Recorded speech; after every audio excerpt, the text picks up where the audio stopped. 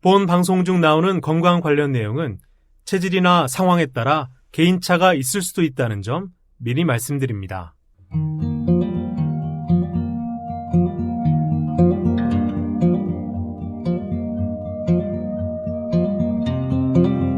안녕하세요. 건강유정 유창희 원장입니다. 코로나 바이러스 조심해서 잘 지내고 계십니까? 2020년 2월 2일 북로장생 문학작품 속 생로병사 이야기 페테르부르크의 대가 제이엔 쿠시의 작품 읽어나가고 있습니다. 1869년 러시아 페테르부르크, 독일에 망명 중이던 도스토옙스키는 의붓 아들 파벨이 자살했다는 소식을 듣고 페테르부르크로 돌아옵니다. 아들이 묵던 하숙집을 찾은 도스토옙스키는 하숙집 모녀와 함께 아들의 묘에도 갔다 오고 하숙집에 돌아와서 아들의 방에서 아들을 떠올리면서 아들을 그리워합니다. 오늘 읽어드릴 부분은 도스토옙스키가 하숙집 모녀와 함께 아들을 추억하는 장면, 그리고 아들을 가슴 사무치게 그리워하면서 아들에 대한 꿈을 꾸는 장면이 나옵니다. 오늘은 건강에 대한 이야기를 꿈에 대해서 말씀을 드리려고 하는데요. 꿈에 대한 한의학적 치료, 진단에 대해서 소개를 해드리겠습니다. 한의학에서는 인체의 정신사유 기능을 담당하는 심장과 꿈이 밀접한 관련이 있다고 봅니다. 그래서 꿈에 걱정스럽거나 놀랍거나 괴상한 것이 보이거나 꿈이 많으면 심장이 약한 상태로 진단을 합니다. 그리고 이렇게 꿈을 많이 꾸는 다몽증은 불쾌한 꿈을 많이 꾸는 것뿐만 아니라 대부분 불면, 불안, 초조, 가슴 두근거림, 어지럼증 등과 같은 여러 증상을 동반하게 됩니다. 심장을 중심으로 다른 장기 상태를 살펴서 전체적인 몸의 건강을 회복시키는 치료를 하면 꿈을 많이 꾸는 관련 증상들이 호전될 수 있는데요. 다음과 같은 증상들이 나타나신 분들은 문제가 있다고 보시면 되겠습니다. 첫 번째는요, 꿈이 많아서 숙면을 취할 수 없는 경우입니다.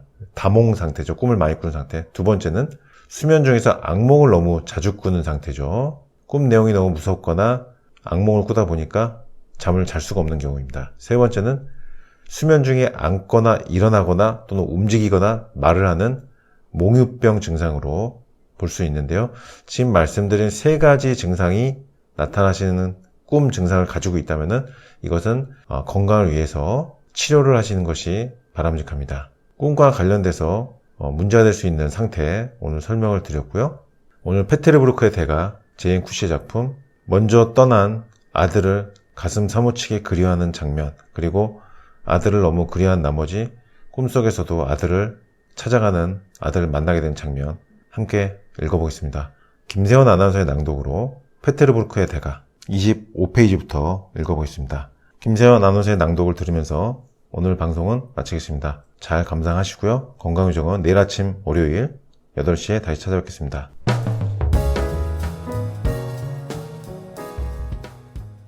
이제 그는 아이가 아니라 아이의 어머니를 향해 말한다. 제 아들은 여러 학교를 다녔죠. 저는 그의 학교를 이곳저곳 옮겨야만 했어요. 이유는 간단했어요. 그 애가 아침에 일어나지 않으렸기 때문이었죠. 도저히 아침에 그 아이를 깨울 방도가 없었답니다. 어쩌면 제가 그걸 너무 강조하는 것 같네요. 하지만 학교에 나가지 않으면 입학시험에 통과할 수 없으니 어쩔 수 없이 학교를 옮겨야만 했죠. 지금 내가 무슨 해괴망측한 소리를 하는 거지? 그러나 그는 여자 쪽을 바라보며 말을 계속한다. 그의 프랑스어 실력은 아주 형편없었다. 틀림없이 너도 그걸 알아챘을 거야. 어쩌면 그것이 그가 프랑스에 가기를 원했던 이유였는지 모르지. 프랑스에 가서 어학 실력을 높이려 했고 말이야. 그는 책을 많이 읽었어요.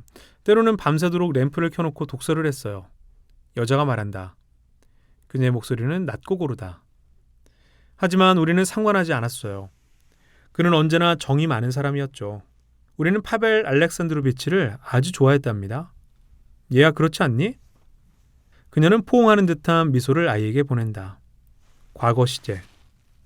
결국 그녀는 과거 시제를 쓰고 말았다. 그녀가 얼굴을 찡그린다.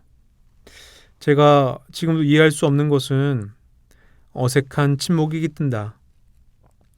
그는 그것을 완화하려고 하지도 않는다. 반대로 그는 새끼를 지키는 늑대처럼 털을 곤두세운다. 그는 생각한다. 입 조심해. 그에 대해서 말 한마디라도 잘못했단 바라. 가만두지 않겠다. 나는 그의 어미이자 아비다. 나는 그에게 모든 것, 아니 그 이상이다. 그는 일어서서 외치고 싶은 게 있다. 하지만 그게 무엇인가? 그가 도전하고자 하는 적은 누구인가? 목구멍 깊은 곳에서 더 이상 억제할 수 없는 신음소리가 터져나온다. 그는 손으로 얼굴을 가린다.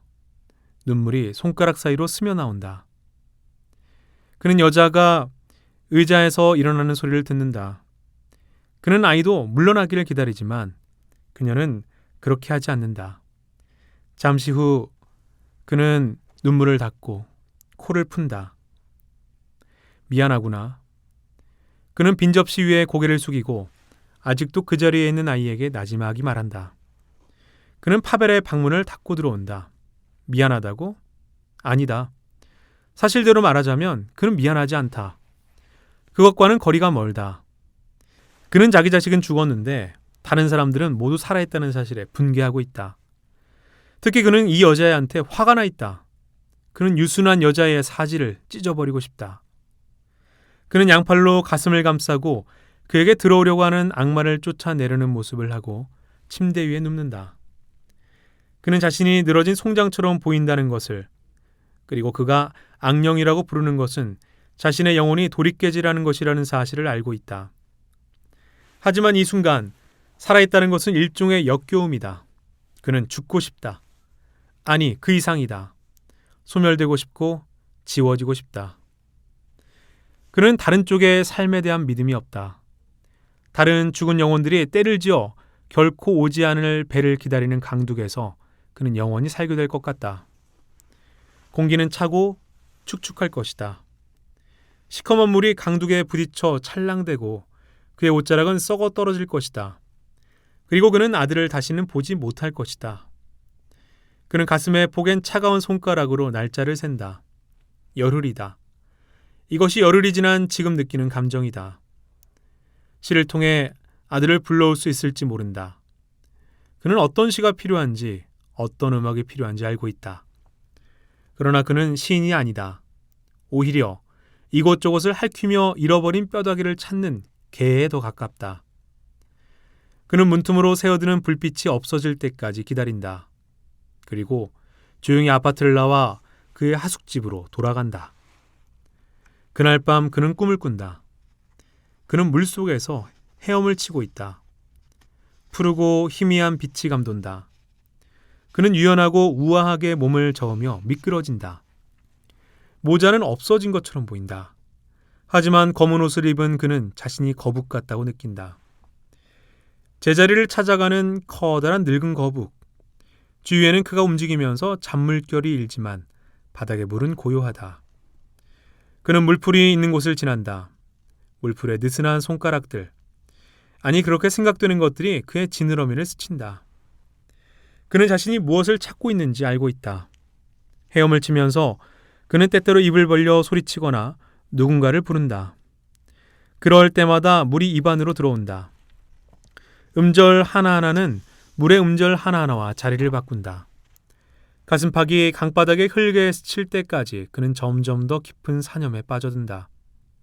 파벨은 누워있다. 그의 눈은 닫혀있다.